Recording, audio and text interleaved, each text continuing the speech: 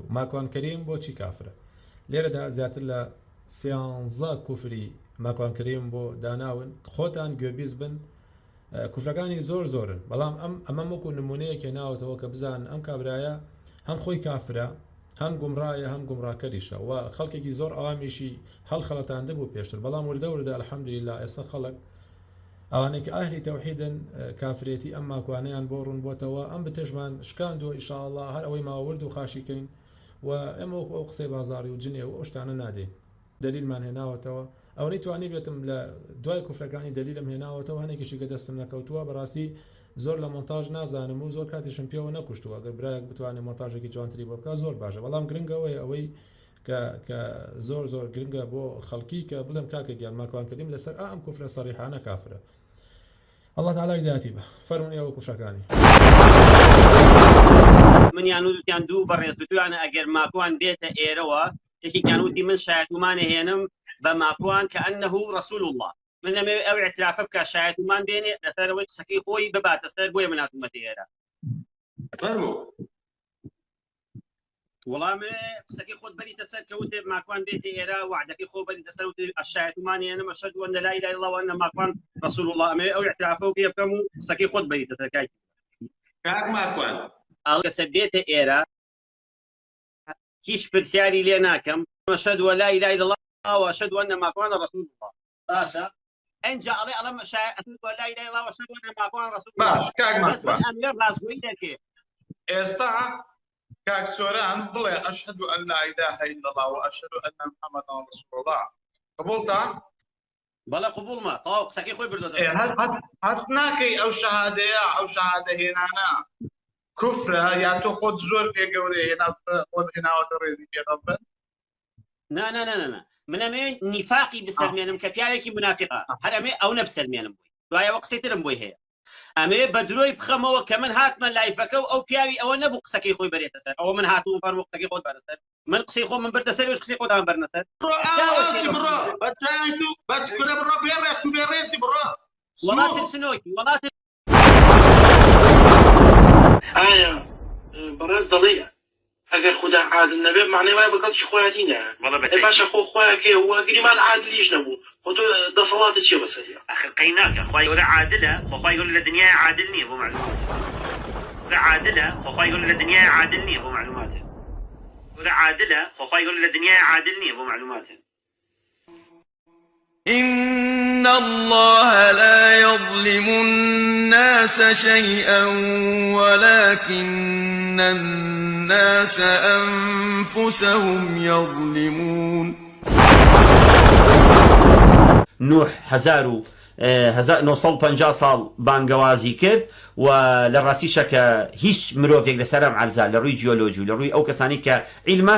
مرۆڤ لە ئێستایە تەمەنی زیاترە لە کۆنا ئەسڵن مرۆڤ تەمەنی 30 ساڵ بووە 35 ساڵ بووە 25 ساڵ بووە لە تەوراتە نووسراوە نوح 750 ساڵ ژیاوە لە شوێنەکانی ترە نووسراوە نوح 1700 ساڵ 1400 ساڵ بۆ شێوانەی کە هەمی باس کراوە لە ڕاستیشە حەزرەتی نوح سەلامی خوای لێبێ ئەو تەمەنە زۆرەی نەکردووە نە لە ڕووی عیلمەوە ئیسپاتەکە حتا لە ڕووی عیلمیشەوەی کە ئەڵێن ئینسان تەمەنی زۆر درێژ بووە و باڵای زۆر بەرز بووە ئەمەشی هەمووی درۆ دەلەسەیە عیلم ئیسپاتی ئەمەی نەکردووە ئەو کەسێک کە باسی عیلمەکەم باسی زانستەکەم ولقد أرسلنا نوحا إلى قومه فلبث فيهم 1000 سنة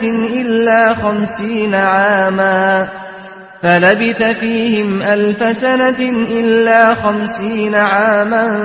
فأخذهم الطوفان وهم ظالمون سوێن بە خوددا ئێمە نوحمان ڕەوانە کرد بۆ سەر قەوم و هۆزەکەی 1000 ساڵ 50 کەم لە ناویاندا مایەوە سەرنجام لافا و زریان هەموویانی پێچایەوە لە کاتێکدا ئەوان ستەمکار بوون لەناو خەڵکیاوا باوە کە ئەم پیاوە بەڕێزە کەشتێکی دروست کردووە ئەم کەشتیە لە هەموو زەوجینێک واتە لە هەموو نێرومەیەک ئەنواع و ئەشکاڵ حیوانات یاڵگرت دەمان من دیارە هەر درۆ دەلەسەیە قسەی قۆڕ و بێمەعنایە دیارە هەر درۆ دەلەسەیە قسەی قۆڕ و بێمەعنایە نە لە قورئانە نە لە هیچ جێگە هەرچەند بەداخەوە لە حەدیثا هەیە لە حەدیثا لە تەفسیری طەبەریە لە تەفسیری ابن کەثیرە فأوحينا إليه أن اصنع الفلك بأعيننا ووحينا فإذا جاء أمرنا وفارت النور فاسلك فيها من كل زوجين اثنين وأهلك إلا من سبق عليه القول منهم ولا تخاطبني في الذين ظلموا إنهم مغرقون. اینجا ئێمەش ئاگادارمان کرد کە کەشتێکە دروست بکە لە ژێر چاودێری و نیگای ئێمەدا. جا هەر کاتێک فەرمانی ئێمە دەرچوو تەنورەکە فوارەی کرد و ئاوی لێ دەرهات ئەوە لە هەموو جۆرێک جووتێک سوار بکە. هەروەها خاو خێزانت جگەل لەوانەی کە پێشتر بڕیاری غەرق بوونیان لەسەر دراوە. جا دەربارەی ئەوانەی کە ستەمیان کرد و باوەڕیان نهێنا لێم مەپاڕێوە، چونکە بەڕاستی ئەوانە هەموو نقم کراون لە زریانەکەدا. طبعا ما جاري هردرو دلسي قصي قور وبمعنى جاري هردرو دلسي قصي قور وبمعنى حتى إذا جاء أمرنا وفارت النور قل نحمل فيها من كل زوجين اثنين وأهلك إلا من سبق عليه القول وما آمن معه إلا قليل. ئەم کێشەیە بەردەوام بوو هەتا و کاتەی بڕیارمان هات و فەرمان دەرچوو بە لەناوبردنی بێباوەڕەکان و لە تەنورە پڕ لە ئاگرەکەوە ئەو فوارەی کرد کە ئەوە نیشانەی دەستپێکردنی تۆڵە خوداییەکە بوو. ئەوسا وتمان ئەی نوح لە هەموو نێرومەیەک دوان هەڵبگرە لە کەشتێکەدا و ماڵ و خێزانت جگەل لەوانەی کە بڕیاریان لەسەر دراوە تووشی تۆڵە ببن بەهۆی بێباوەڕیانەوە. ئەوانە شەڵگرە کە باوەڕیان هێناوە. شانی باسە کەسیش بڕوای بە نوح نەکرد و لەگەڵیدا نەبوو جگە لە کەسانێکی کەم نەبێت. تۆ کە باسی زیراعی ئادەمەکەی من پێم وایە لە سەردەمی خۆیان عیلم ئێستا ئیسپاتی کردو ئینسان قەزەم بووە. ئەو زیراعی ئادەم کە تۆ حسابی بووەکەی هەر بەقەدەر من و تۆ بووە. لەوانێ لاشەی ئادەم وەکو من و تۆ بوو بێ. ئەینا ئینسانی یەکەم کە دۆزراوەتەوە لە کینیایە ناسراوە بە لوسی. ئەمە عیلم ئیسپاتی ئەکا ئۆکسفۆرد هارفارد کە دۆزیاونەتەوە ئینسان لە سەردەمی خۆیان ئەم قسە خورافیە قسەی جوولەکە و ئەباطیلی مەسیحەکان هاتووە لای ئێمەوەشتی خورافی و ئوستورە بووە کە ئەمانە زەخم بوون. ئەسڵەن ئەو خەڵکانەی ئەو سەردەمە هەر هەمووی قەزەم بوون. ئێستا وردە جینات بەرەو تەواو بوون ئەڕوا. جیناتی ئەو سەردەمە تەواو بوونیە. ئێستا جینات تەواوترە.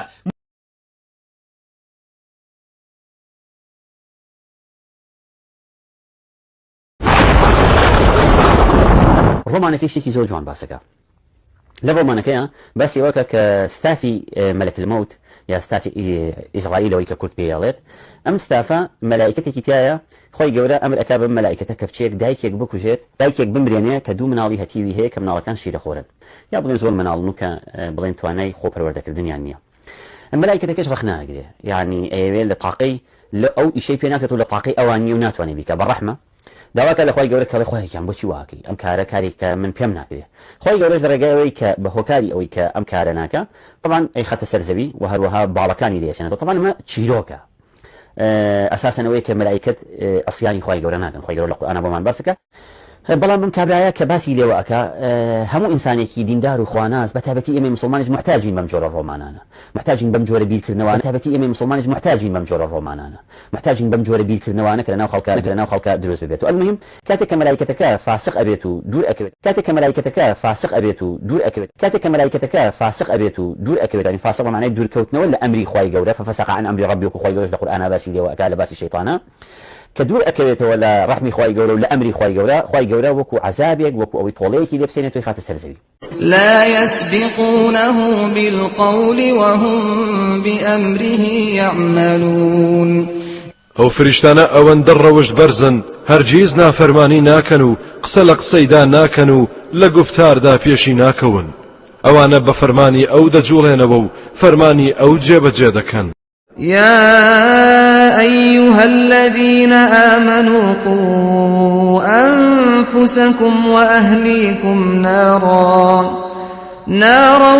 وقودها الناس والحجارة عليها ملائكة غلاظ شداد لا يعصون الله ما أمرهم ويفعلون ما يؤمرون. ئەو کەسانەی کە باوەڕتان هێناوە خۆتان و کەس و کارتان بپارێزن لە ئاگرێک کە سوتەمەنیەکەی خەڵکی و بەردا سەرپەرشتیاری ئەو دۆزەخ و ئاگرا جۆرە فریشتەیەکن کە زۆر دڵڕق و تند و تیژن نافەرمانی خوددا ناکەن لە هیچ شتێکدا کە فەرمانیان پێ بدات و هەرچی فەرمانێکیان پێ بدرێت ئەنجامی دەدەن. و لێرەوە سڵاوە لێرم بۆ پێشمەرگە عەدەدی خەمەستەر تەپڵی سەرم و لە باوەشی ئەنێن چونکە ڕەمزی میلەتەکەمە و خۆشم ئەوێ گریاوم بۆ وەز ئەوە کە ئاوا حەشتی تو لە ڕووی ئێوە قۆنەرەکانی پێشمەرگە ئابۆ شێوەیە لەگەڵ ئەو خەڵکەیە بەرخوردیان کرد و شکۆی پێشمەرگەشکەن لە بەڕاستی من گریاویشم یەک جار و دوو جار نییە هەر جارێک کە تەئسیرم تێکرا لەسەر شتێک گریاوم کە ئاراکی گریاوم. مامۆستا ئێمە وەکو پێشمەرگە وەڵڵاهی قەسەم بە ذاتی خوا لە شەڕی داعش نوێژمان بە جەماعەت دەکرد نوێژمان دەکرد زیکرمان هەبوو هەموو شتێکمان هەبوو خۆشمان بە لە هەموو کەس بە موسڵمانتر دەزانین باسی شەیدەکانی خۆشمان پێی چێکم ئێمە شەیدی باشمانەیە شەیدی کورد و کوردستانی شەمی خەڵکی بەڕێزن و سەری ڕێز و نەوازشیان بۆ دانەوێنین و ئەوانە قابلی ڕێزن و ئەوانە پێویستە مێژویان بنووسێتەوە بەڵام بەداخەوە والله وصا حسنيش مالي اوابي كاك ما مصام حكيم والله خوش ها والله منو زي كامله تو شهيد بوي لشهيد كاني بس باشا ما يشكر انا كاك خول لك ما ناوي براكم زبط وزين درت انا ودي يدي بوي ولا شري ازمره كاك عبر ياتي بخير به مسؤول مامبو اما كوانا باورم بيب كان هاول ريان امنا ولا يشتيو بهاتوا لو ثاني تي فيري اما يكريو ابد صاق دم طاق دائما طاق بوجدان كاك تواصلوا عليك اللي كم خير لا يشتي دول كتو تو عزيزك والله كاك حميد لي خصمه ولا قال كاك ما شاكره لكركو قالت مو تقم كردبوا لا امنيك خيارينا يرعد تعداي كردبوا لا كل شيء جانا بيرما لا فندق سيف كاك جانا اما كوانا كفرمود لما وصعد راح يستعيد بس بدايه ما مشلاله همو يجتي شانازي بتوع كاكا خسر لا قوري مني يعني خود ايش شرح هي لنا بيجتيها خوشك ما نقال ابو ليلى خاني نوبو لكوميتي سي وقت اللي سمناكوبو فخو كشي خو ما كشي خو ما سير معنا كده والله ما جماعه خير بو شانازي في بريز وجناب وكين دوش كش من قهرمان بو براسي عبد الله الجيجي شانازي من يعني صدام كاي بيانو بجناب اللوغو من براسي جنابي شداي كي محترم وكاي قهرماني ودوسوس بي براسي بو يكيتي دوسوس بي بو يكيتي والله ما وصام محمد خزنيش كيك يقول على المقاولة كان يستعمل نبي كتياب وزير وقاف بوني ونري مام جلال وكاروباري ايني يعني كذا مسكر كار براي برز باش اوت فيو دي موسيقى حلال كردنها بقى موسيقى جوانية اخر حلالة بلا حلالة بالتأكيد ما قال طيبني إن الله طيب لا يقبل إلا الطيب ما قال موسيقى خوش شيء ثاني بەهشتێک کە تۆوتت ئەکەوێتە کوێوە یعنی لەسەر ئەرزە یان لەسەر ڕێ لە ئاسمانە کە ئادەم و حەوای تیا بووە لەسەر عەرزە برا عەزیزەکەن ئەوە زانیی قسەیەکی دوو لە ڕووی جەنابەت مع احتراماتم بۆ مامۆسایانە درۆ دەلەسەیەکە بڵاوی ئەکەنەوە کە گوایە ئادەم لە بەهشتا بووە بابا عەزیزەکانی من هەموو بەڵگەکان ئەوە ئەسەرمێنن کە ئادەم لە بەهشتی ئاسمانە نەبووە بەهشتی ئاسمان دارولجەزاءە لەسەر ئەساسی جەزا ئینسان ئەچێتە ئەو جێگایەوە خوای گەورە چۆن بەهشتێک دروست ئەکات و شەیطانی تێبچێ خوای گەورە خۆ ئەمە هاکەر نییە شەیطان تا بتوانێت خوای گەورە هاک بکات و بچێتە ناو باشتەکەیەوە اینجا خوای گەورە نەسەکە صریحە ئەفەرمێ ئینی جاعل في الأرض خليفة يعني هو قول جمهور أهل العلم وما عليه سلف الأمة أن الجنة التي كان فيها آدم عليه السلام وزوجه حواء كانت في السماء واستدلوا على ذلك بأدلة منها مثلا قوله تعالى وقلنا يا آدم اسكن أنت وزوجك الجنة ماني پێشمەرگەمان پێ مسلمانە ئاسایشمان پێ مسلمانە هەموو ئەوانی کە لە سلکە مۆزەفی وەزارەتی ناوخۆیە مۆزەفی مەتارە مۆزەفی جەوازاتە مۆزەفی نفوسە مۆزەفی هەر دائیرە و دەوائیرێکی تری شارەوانیە هەموویمان پێ مسلمانە ئیلا ئەو کەسەی خۆی بڵێ من کافرم ئەمە عەقیدە و بیر و باوەڕی منە حتا مەلا بەختیار يعني مەلا بەختیار خۆی وتی کەس پێم نەڵێ کافرە ئەوە من سونیشم و وبڕایشم بە ئیسلامێ و بڕایشم بە پێ هێدەی باشیتر من چی بکەم ئێ بۆ بتر بۆ لە بەرچای مامۆستا عەلی باپیرە وای نەوت وهمویان ئیسلامی شۆڕش حیزب شۆڕشگەڕەکان بەس مەکوریکێتی و پارتی و هەموو ئەوانەی تر کە هەیە حزب و ئەوانەی تریش کە هەیە هەمویان ئەوانەیش ئامۆزا و کەس و برا و کەسی ئێمن لەبەرەوە من تعامل لەگەڵ هەمویانە بەیەک چاوەکەمەوە چونکە پێم وایە هەمووی مسڵمانە هەمووی خواناسە لەبەرەوە من تعامل لەگەڵ هەمویانە بەیەک چاوەکەمەوە چونکە پێم وایە هەمووی مسڵمانە هەمووی خوانە من خۆم لە کوردستان بوومە عەزیزانی من دەنگم ئەیا بە کۆمەڵی دادگەری بە تایبەتی بە مامۆستا عەلی باپیر و بە سلێمانی بە کاک محەممەد بە کاک ئەو بەڕێزی کە سەرۆکی لیستەکانی گوڵکیەکەی پێوەیە ناوەکەی لیستە باش نایەت وەلام یا ئەگەر لە هەولێرا بوومە دەنگ نەیا بە کاک عەبدولستار یا ئەو بەڕێز و محتەرەمانەی تر یا شنۆخان یا هەر کەسێکی تر بێ و هەروەها لە بۆ یەکگرتووی ئیسلامیش بە هەمان شێوە خەڵکی نەجیب و خەڵکی محتەرەم و خەڵکی خاوەن ڕێزن و هەروەها بستەوەی ئیسلامی خەڵکی محتەرەم و خەڵکی خواناس و خەڵکی نەجیب و خەڵکی جوامێرن لەبەرەوە ئەمە تاکە قسەی منە دەنگ بن بە ئیسلامیەکان متەڕەدید مەبن قەلەق مەبن دڵی خۆتان یەکلا بکەنەوە دەنگ بن بە ئیسلامەکان بۆ دنیاش و بۆ قیامەتیشتان سەرکەوتووە بن. السلام عليكم ورحمة الله وبركاته. فرا شاعر من أشعرين براكم من أشعرين أول بزام شو مشكلة شيء من أهل السنة والجماعة شو أشعرين أشعري شيتي باشا خلقي قرآن شيء خلقي قرآن لا قيش بس الأشاعرة هو معتزلة معتزلة والله معتزلة ده فرقة يعني أجناد وزاخ برا المسلمان بلا إيه باشا باخو خو كوتوتي قرآن مخلوقة خو بمعناه وين يرتي كذبته كلامي خواي قولي سيرك عزيزك من تو جاريك أبي بزاني أصولك ينشيا إن جا تكفيريان كان يعني خوي ما بسم جناب الدنيا ما بسم عامي أو خلقية كل أخو أو خلقه هيج لعلم وزانست وأصولي أو فقانا نازان بارزي خوي نقلياتي دانا وخلقا يلي بو جانم وبو بهشت خوك كاتك معتزلة وتويتي قرآن مخلوقة بمعنى أونية تانية بلا قرآنك أوني أول خدمتيان كل بمهدي إسلاما أهل السنة والجماعة نيتواني برامبر أهل الشعبي فلسفة هندو أرسطو يونان وأوروبا كهات نوع عباسي كانوا بوسطوا لسد أساسية كلمة مقصي كردو معتزلة أوان كاتك مسيحي كان أيانو عيسى خوايا معتزلة وأهل إسلام جوتيان عيسى خوانية وتي باشا اگر عيسى خوانيه قرآن كلامي خوانيه وتيان باوتن دسكاليك وتيان نا وتي دباشا خو عيساش سلامي خواي ليبه كلامي خوايا كلمة الله لسلام أساسا أوان ألين عيسى مادام مخلوقة قرآنش مادام مخلوقة قسك لا يمنو تو غلطة لبرو يلين كلامي خوايا دسكالي ناكري قسك خطرة بو منو تو أهل السنة والجماعة بو روشان عوام كان تيبكون ألين اگر شتيك مخلوق بو كاتك جيب بس لياك قرآن كاري تيابكري رونا عزيزة كيمن ساقا واضح هارون اسا قبل بغن قرآن مخلوق حكمي منش حكمي تو تاوان باري اگر تاوانك تاوان باري ها اگر باورش انت قرآن مخلوق إيه قرآن مخلوق تاوان باري في كافر نابي وش المشكلة كي تاخذ كده قصي كده كافر نكراو تيجي نواقص الإسلام كي ناوي پیغمبري خو باسي كردوا حاشا پیغمبري خو باسي نكردوا صحابة باسي كردوا حاشا صحابة باسي نكردوا تابعين باسي كردوا حاشا تابعين باسي نكردوا كيف باسي كردوا إمام أحمد باسي كردوا حاشا إمام أحمد باسي نكردوا يعني هم أمة الذي شو نواقص الإسلام محمد بن عبد الوهاب هاني هتشيب يا وكشتنو دواعش وهتشيش تلاقيه كدرسنا لسه أساسية ونواقص الإسلام درسنا كسروش دول شيء غلطة راستا استدلالي كردوا بآية استدلال طالما لموضوعي خواني هنا بو لبلو إما أقاما لعلماء كان مانية بتابتي لأشاعري فلسطين لأشاعري سوريا لأشاعري العراق لأشاعري باكستان شون رديانا وتو